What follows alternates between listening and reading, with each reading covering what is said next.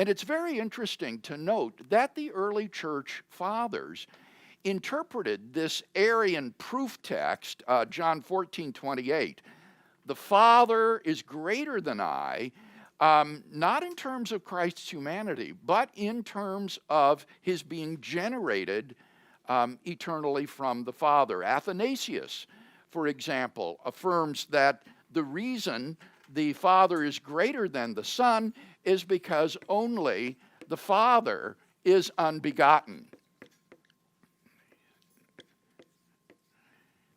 Similarly, Hilary, another church father, says, the Father is greater than the Son, for manifestly he is greater who makes another to be all that he himself is, who imparts to the Son by the mystery of the birth the image of his own unbegotten nature, who begets him from himself into his own form.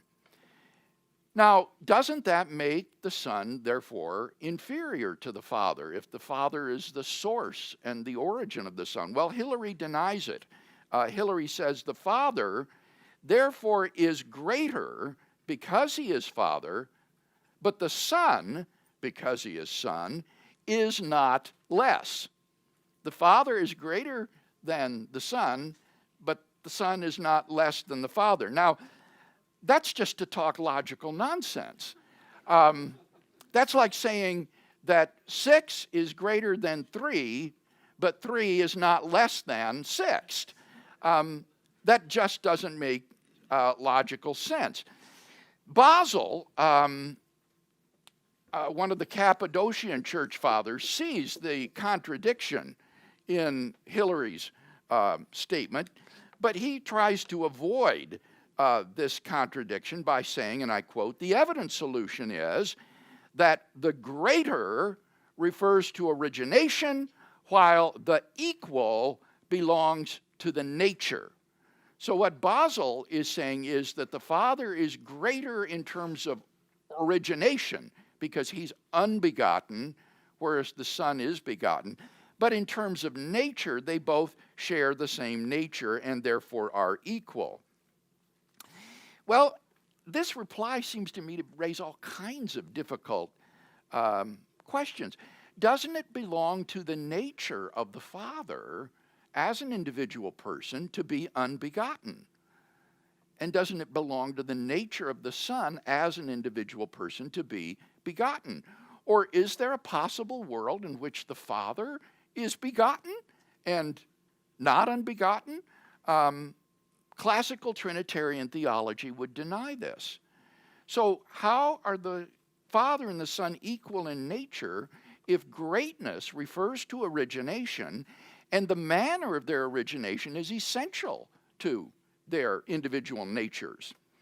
And if you think about it, suppose that they are equal in nature, but that the Father has the contingent property of being unbegotten, and the Son has the contingent property of being begotten. In that case, they have the same nature, but the Father still has this contingent property of being unbegotten, a property the Son lacks.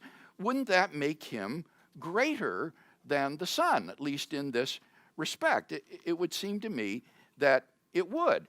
And so at the end of the day, what Basil has to say is that having self-existence is not, after all, a perfection or a great-making property. He says, and I quote, that which is from such a cause is not inferior to that which has no cause, for it would share the glory of the unoriginate because it is from the unoriginate. Now, that seems to me to be not a convincing answer. To be dependent upon the unoriginated being for one's existence is to lack a ground of being in oneself alone. And that's surely not as great as to be a self-existent being which is able to exist all on one's own. It has the ground of its existence in itself. This kind of derivative being is the same way in which creatures exist. Right? Creatures exist in virtue of being caused by another.